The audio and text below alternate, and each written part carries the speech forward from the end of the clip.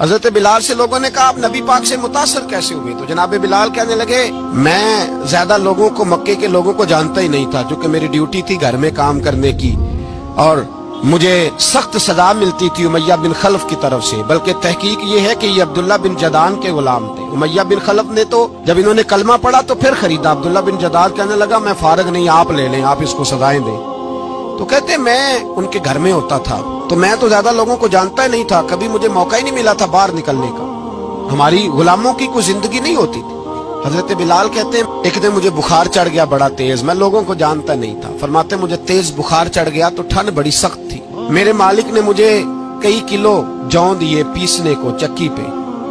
کہتے میں بیمار تھا تو میں نے کچھ دوائی لی جو اس وقت موجود ہوتی تھی، میں نے اوپر لحاف لیا، دودھ پیا تو مجھے نیند آ گئی۔ جب میں سویا تو میرا مالک آ گیا، اس نے آ کر کے مجھے سوئے ہوئے دیکھا تو کھینچ کر کمبل اتارا، رضائی اتاری، لحاف اتارا، کہنے لگا اب تیری سزا یہ ہے کہ تو کھلے میدان میں بیٹھے گا، وہاں چکی پیسے گا، اور دوسری سزا یہ ہے کہ تجھے قمیض پہننے کی بھی اجازت نہیں۔ حضرت بلال کہتے ہیں تیز بخار، ٹھنڈ کا عالم، اور جب میں چکی پیس رہا تھا تو رو رہا تھا۔ سیدنا بلال حبشی رضی اللہ تعالیٰ عنہ فرماتے ہیں میرے دروازے کے قریب سے رسول پاک گزرے اور مجھے ہائے ہائے کرتے دیکھا تو دستک دی۔ میں نے کہا کون ہے؟ دروازہ کھلے آ جاؤ۔ محبوب اندر آئے تو پوچھنے لگے کیوں رو رہے ہو؟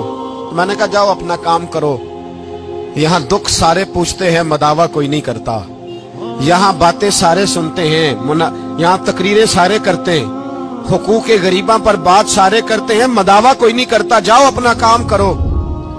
کہتے ہیں میں نے سخت جملے کہے معاذ اللہ، حضور چلے گئے، اور جب حضور جا رہے تھے تو میں کہہ رہا تھا بس جا رہے ہو نا، میں نے پہلے ہی کہا تھا جاؤ۔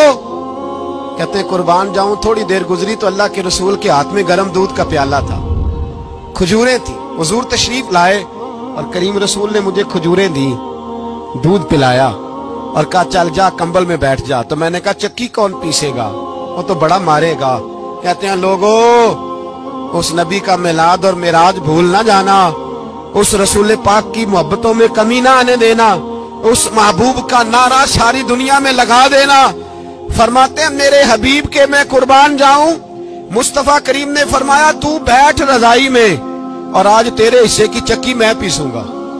کہتے ہیں ساری رات حضور چکی پیستے رہے، ساری رات۔ سویرے میں اٹھا اور میرے حبیب پاک نے مجھے وہ سارا کچھ دیا اور خود چلے گئے۔ اگلی رات پھر آئی تو حضور پھر آ گئے، مجھے پھر رضائی میں لٹایا، دودھ پلایا اور ساری رات چکی پیسی۔